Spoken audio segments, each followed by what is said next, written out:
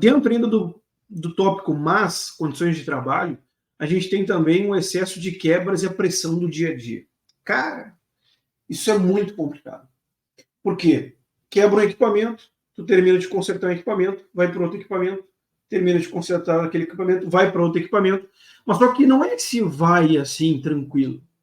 Para quem trabalha em indústria, trabalha em manutenção, trabalha numa empresa que tem alto índice de manutenção corretiva, é uma pressão emocional e psicológica muito grande. Quanto tempo vai levar? Por que está demorando? Por que já não liberaram? Por que já não vieram me atender? Por que isso? Por que aquilo? Isso tu tem, de certa forma, uma liderança ou uma gestão que se omite, essa carga fica sobre o executante. Então, quando tu tem um excesso de quebras, tu tem um excesso de pressão no teu dia a dia.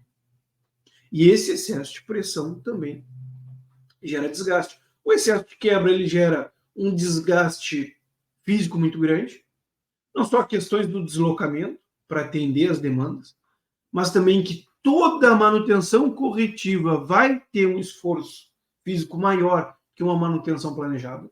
Sempre, sempre. Porque existe um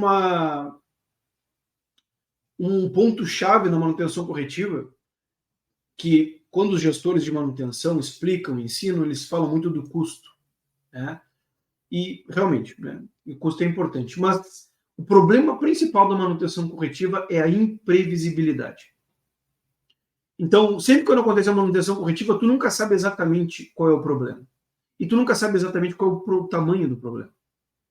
Então, o problema pode ser trocar uma peça, como pode ser trocar 10. Pode ser tu fazer uma força X, como pode ser tu fazer uma força 10X. Pode ser tu precisar de 2 colaboradores para fazer a manutenção, como precisar de 10 em 3 turnos. Então, esse é um problema também do excesso de quebras. Porque tu nunca sabe dizer qual é o tamanho da quebra.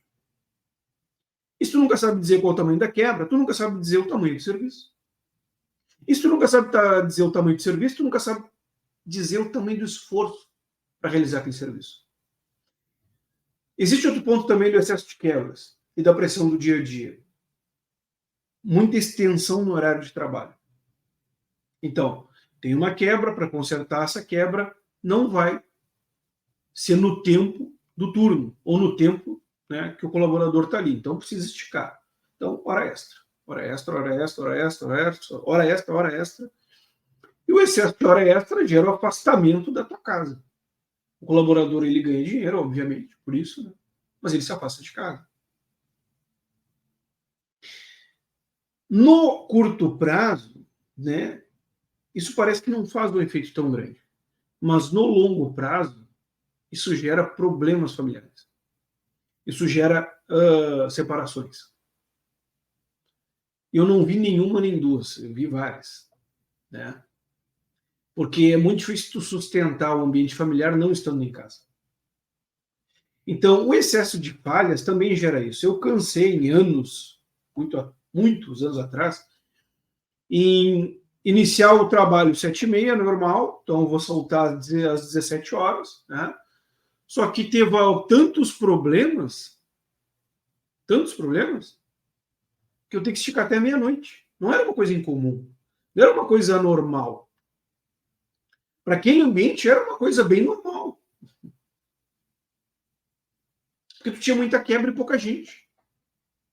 Então, o excesso de quebra e a pressão do dia a dia também é um fator de más condições de trabalho que acabam prejudicando, né, a qualidade de vida no trabalho do colaborador.